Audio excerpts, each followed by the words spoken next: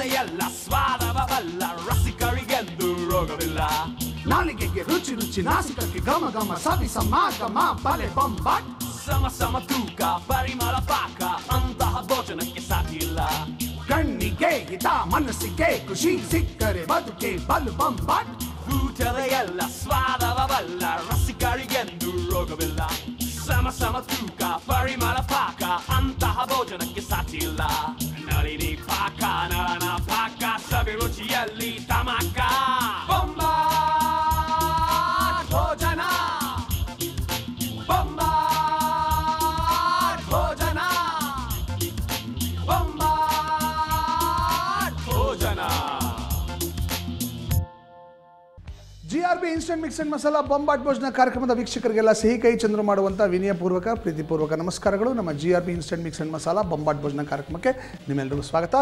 ಕಾರ್ಯಕ್ರಮದ ಮೊದಲನೇ ಭಾಗನ ಬೇಗ ಶುರು ಮಾಡೋಣ, ಯಾಕಂದರೆ ತುಂಬ ಹೊಟ್ಟೆ ಹಸ್ತಾ ಇದೆ, ತಡ ಮಾಡೋದು ಬೇಡ. ಬನ್ನಿ ಶುರು ಮಾಡೋಣ ನಮ್ಮೂರ ಊಟ.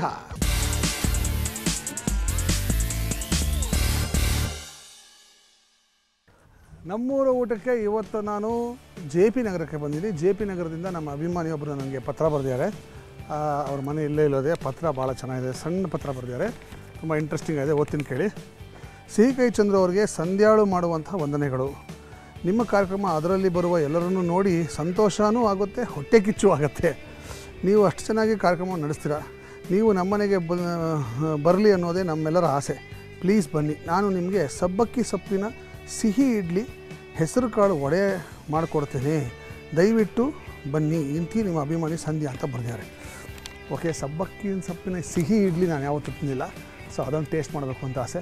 ಆಮೇಲೆ ಹೆಸರು ಕಾಳು ವಡೆ ವಡೆನೂ ನಾನು ತಿಂದಿಲ್ಲ. ನಾನು ಹೆಸರು ಬೇಳೆ ವಡೆ ಮಾಡ್ಕೊಂಡು ತಿಂದಿದ್ದೀನಿ.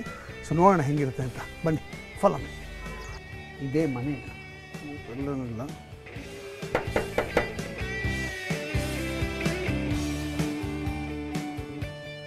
ನಮಸ್ಕಾರ. ಸಂಧ್ಯಾ ಅಂದರೆ ಯಾರು? ನಮಸ್ಕಾರ. ನೀವು ಅವ್ರ ಅತ್ತೆನಾ?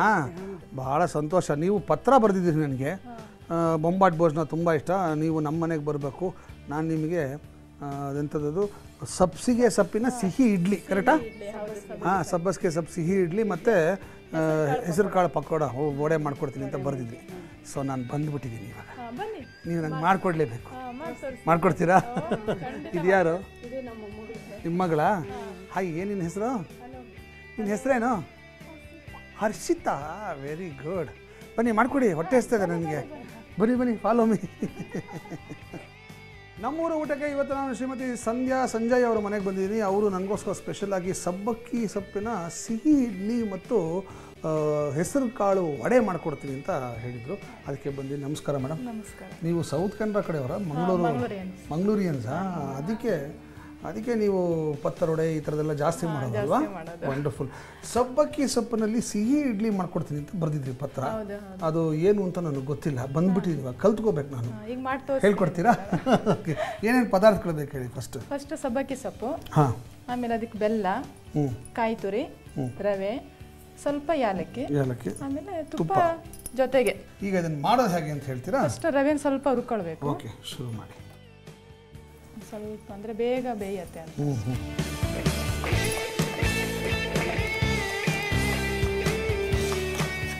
ಸ್ವಲ್ಪ ಹುರಿಬೇಕು, ಯಾಕಂದರೆ ಬೇಯಿಸ್ತೀವಲ್ವ, ಜಾಸ್ತಿ ಹುರಿಬೇಕಂತಾನೆ ಇಲ್ಲ. ಆಮೇಲೆ ಈ ಸೊಪ್ಪು, ಕಾಯಿ ತುರಿ ಗ್ರೈಂಡ್ ಮಾಡೋದು.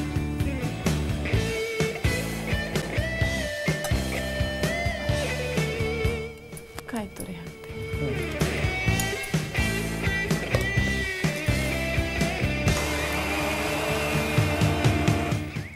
ರುಬ್ಬಿದ್ದಾಯಿತು. ಈಗ ಇದನ್ನು ಇದಕ್ಕೆ ಮಿಕ್ಸ್ ಮಾಡಬೇಕಾ? ಎಲ್ಲ ಮಿಕ್ಸ್ ಮಾಡಿ ಒಂದು ಸ್ವಲ್ಪ ಗಟ್ಟಿ ಬರೋವರೆಗೂ.